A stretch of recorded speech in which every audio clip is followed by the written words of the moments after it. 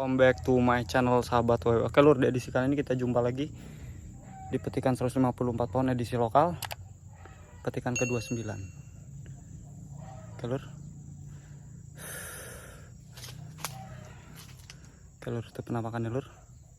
Masih terus berbakti dan masih terus memberikan yang terbaik karena kita rawat dari hati dengan sepenuh hati.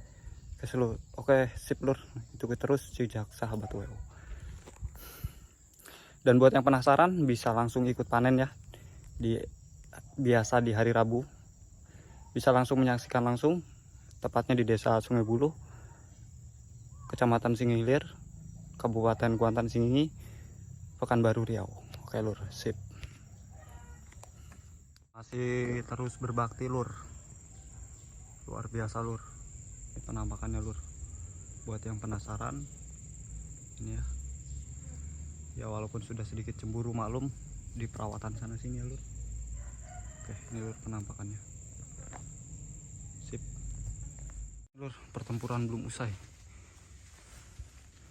masih bertempur. Oke lur, tempuran belum usai lur.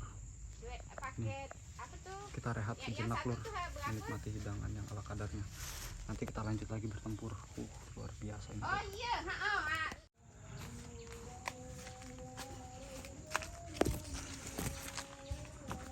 oke lur, pertempuran berakhir sudah. Tunggu aku lelah akan kuceritakan semuanya. Untuk lelah pun aku tak berangkat, apalagi cemburu.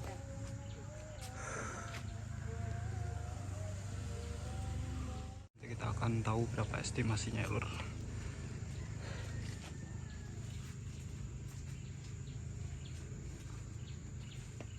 Oke lur, ini hasil petikan tadi ya, edisi petikan ke-29,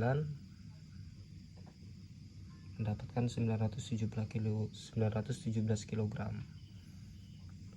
Tetap semangat dan istiqomah, semoga selalu menjadi acuan dan sebagai bahan referensi. Oke lur, petikan 30, lanjut kita di petikan ini.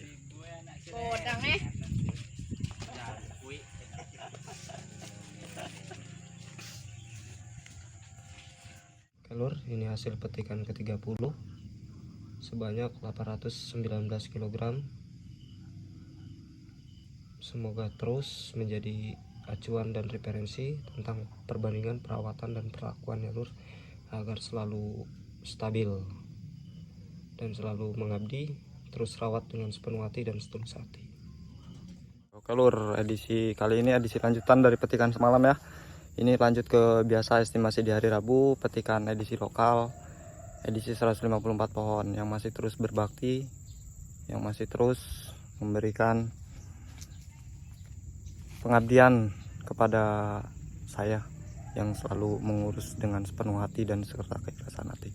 Oke lur, kita ikuti berapa petikan di edisi petikan ke-31. Sip. Luar biasa lur, petikan hari ini ya. Oke lur, nanti kita akan lihat penampakannya. Kita rehat sejenak lur, cukup lelah hari ini. Kita rehat sejenak, nanti kita akan lanjut lagi panennya lur ya. Oke sip. Oke lur, ini estimasi sementara petikan ke-31 154 pohon. Kita rehat sejenak, sip. Masih langsir juga sebagiannya tuh. Oke lur, luar biasa ini pertempuran.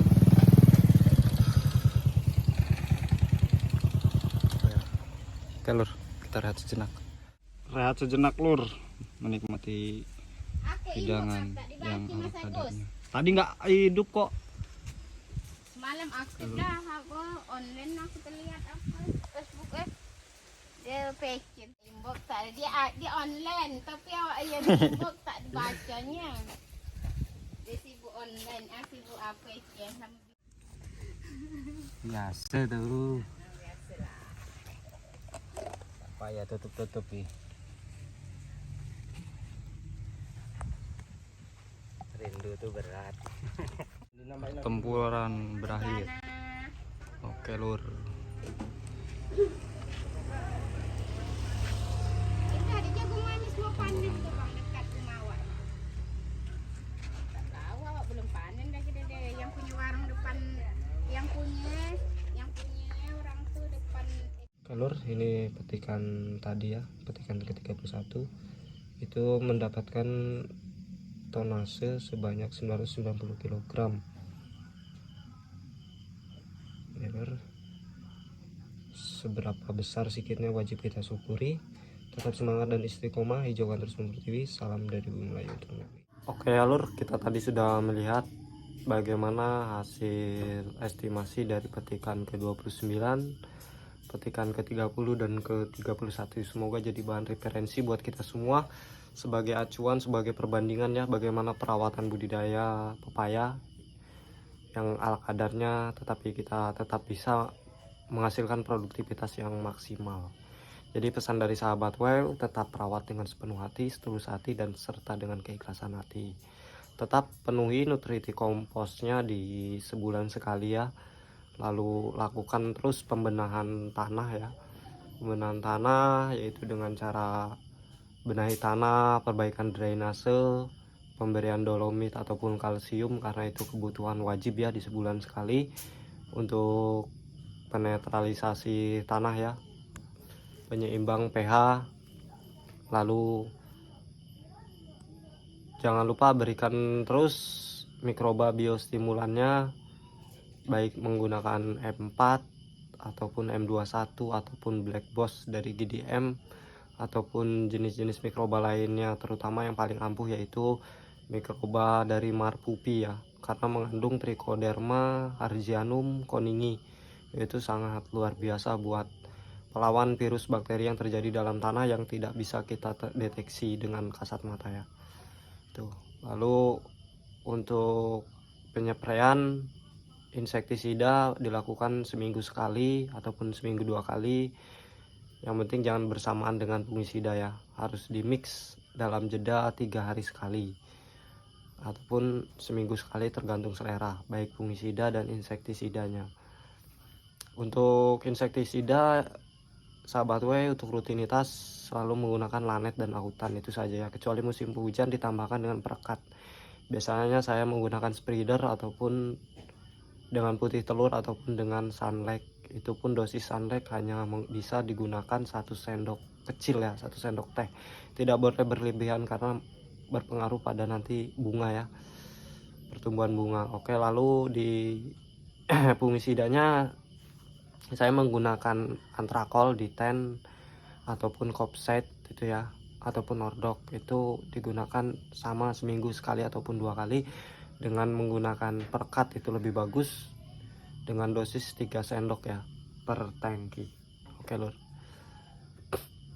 Lalu untuk perawatan pemupukan itu seminim-minimnya sebulan sekali 1 genggam ya untuk pukimnya. Kalau bisa, kalaupun lebih baik, itu sebaiknya dilakukan dengan cara pengocoran, karena bagaimanapun pemupukan pengocoran itu lebih baik dibandingkan pupuk tabur. Satu, kita mengurangi biaya produksi, yang kedua langsung diserap oleh tanaman ya lur ya. Itu.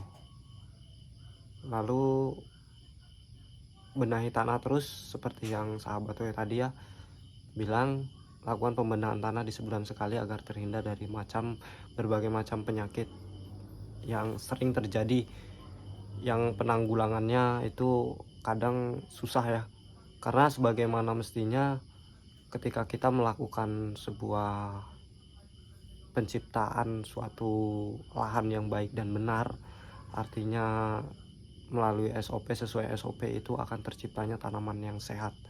Begitu juga dengan kualitas tanah yang sehat yang kita ciptakan akan menghasilkan tanaman yang sehat dan produktivitasnya sangat luar biasa. Tetap ikuti aturan pengolahan lahan yang baik dan benar.